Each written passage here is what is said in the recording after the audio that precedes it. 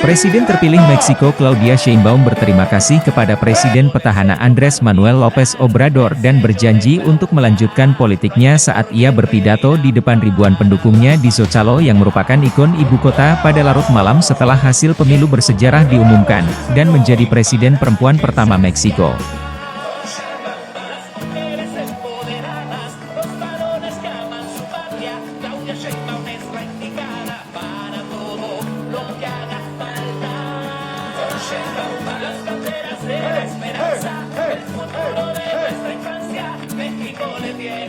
Aquí está el equipo y ahora vamos a escucharlo aquí en el corazón.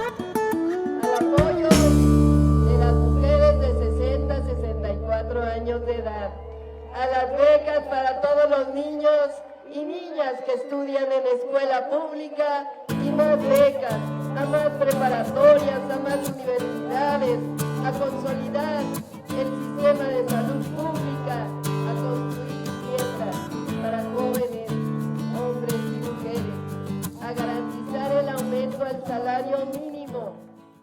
Download Tribun X sekarang. Menghadirkan lokal menjadi Indonesia.